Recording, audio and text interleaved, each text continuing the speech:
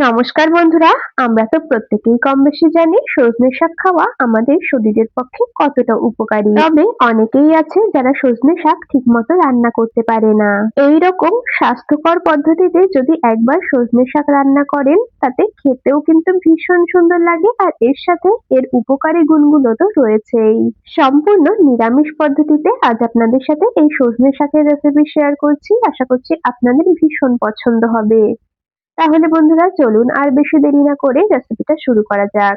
তো এখানে আমি গাছ থেকে বেশ কিছুটা পরিমাণে সজনে পাতা বা সজনে শাক পেড়ে নিয়েছি। আর এরপরে দেখুন পাতাগুলোকে বেছে নিচ্ছি। যে সরু সরু ডাঁটিগুলো রয়েছে সেগুলোকে ঠিক এইরকম ভাবে বেছে বেছে ফেলে দিতে হবে। আশা করছি আপনারা দেখেই বুঝতে পারছেন আমি কিভাবে শাকগুলোকে সুন্দর করে বেছে নিচ্ছি। বন্ধুরা এইরকম ভাবে সমস্ত শাক বেছে নিয়ে তারপর আপনাদেরকে আবারও দেখাচ্ছি। আর আমি কাজটা করতে থাকি, আপনারা কিন্তু অবশ্যই আমাকে এই সময়টা কমেন্টসে জানিয়ে যাবেন আপনারা কে কোন জায়গা থেকে আমার আজকের এই রেসিপিটা দেখছেন, তবেই না আপনাদের কমেন্টসে ধন্যবাদ জানাতে পারবো। এদিকে আমি সুন্দর করে শাকগুলোকে পরিষ্কার করে বেছে নিয়েছি। এরপর পরিষ্কার করে বেশ কয়েকবার জল পাল্টে ধুয়ে নিয়েছি। দেখুন শাকগুলো কিন্তু সুন্দর করে বেছে পরিষ্কার করে বেশ কয়েকবার জল পাল্টে ধুয়ে নিয়েছি। এখন এটাকে সাইডে সরিয়ে রাখবো।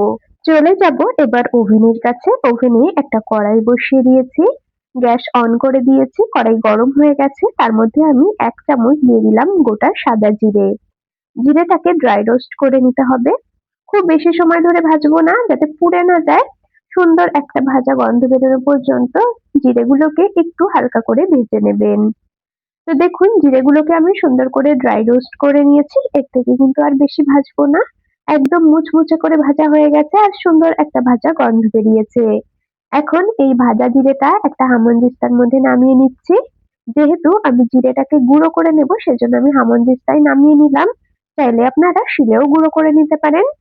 তো আমি হামানদিস্তার মধ্যেই দেখুন একদম সুন্দর করে মিহি করে ভাজা মসলাটাকে গুঁড়ো করে নিলাম। এই মসলাটা আমি রান্নায় পরবর্তীতে ব্যবহার করব। তো এখন এটাকে সাইডে সরিয়ে রাখলাম। আবারও ওভেনে কড়াই বসিয়ে দিয়েছি।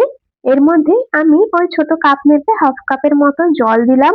আর তার মধ্যে পরিষ্কার করে বেছে ধুয়ে রাখা শাকগুলোকে দিয়ে দিলাম। এই সজনে শাক কুচিয়ে কেটে দেওয়ার একদমই দরকার নেই, যেহেতু পাতাগুলো একেবারে ছোট ছোট সেদ্ধ হওয়ার পর কিন্তু একদম নরম হয়ে যায়।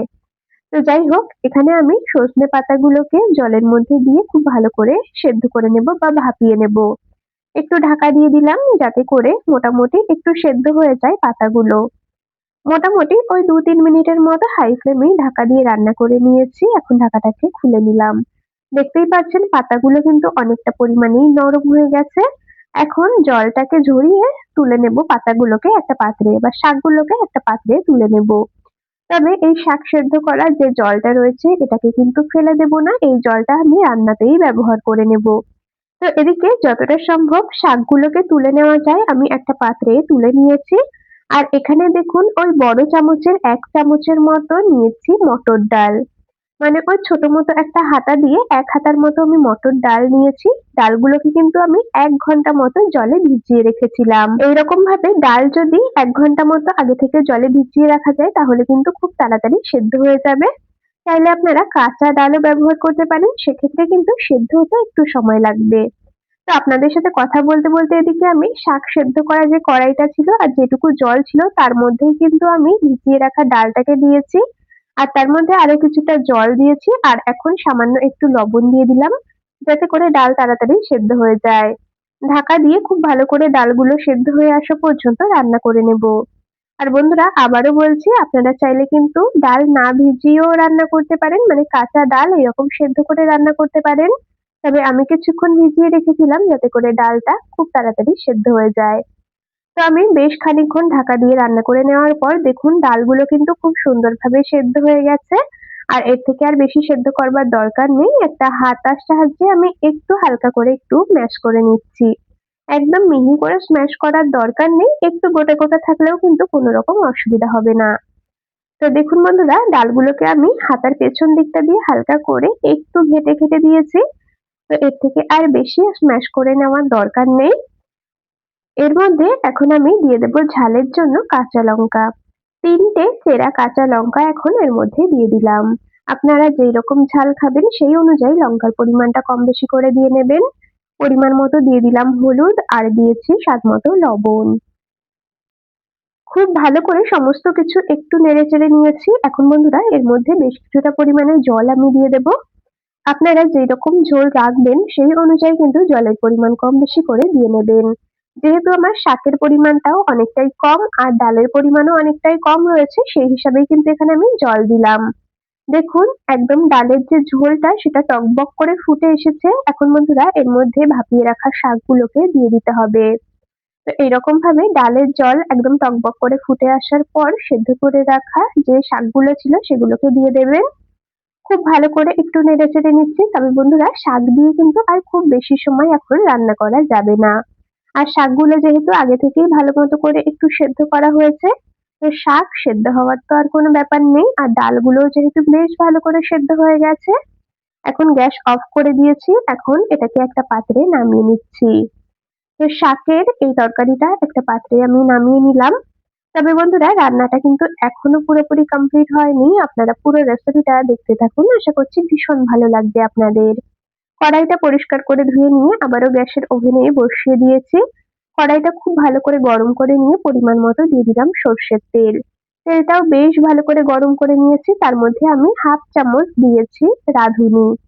তবে রাঁধুনির গন্ধ আপনারা যারা পছন্দ করেন না তারা এখানে কিন্তু কালো জিরেও ফোড়ন দিতে পারেন। তবে আমি এখানে 1/2 চামচ রাঁধুনি ফোড়ন দিয়েছি। ফোড়ন থেকে ভীষণ সুন্দর একটা গন্ধ বেরিয়েছে। আর এখন এর মধ্যে নামিয়ে রাখা শাকের তরকারিটাকে ঢেলে দিলাম। তরকারিটা ফোড়ন দিয়ে দিয়েছি। খুব ভালো করে একটু নেড়েচেড়ে মিশিয়ে নিলাম। আর এখন এর মধ্যে তৈরি করে রাখা ভাজা মসলার থেকে 1/2 চা চামচ ভাজা মসলা দিয়ে দেব। 1/2 চামচের মতো ভাজা মসলা আমি এই শাকের মধ্যে দিয়ে দিলাম। খুব ভালো করে একটু নেড়েচেড়ে মিশিয়ে নিচ্ছি। তবে বন্ধুরা ফোড়ন দিয়ে আর খুব বেশি সময় রান্না করবার দরকার নেই। ডাল, শাক সমস্ত কিছু যেহেতু খুব ভালো মতো করে সেদ্ধ হয়ে গেছে।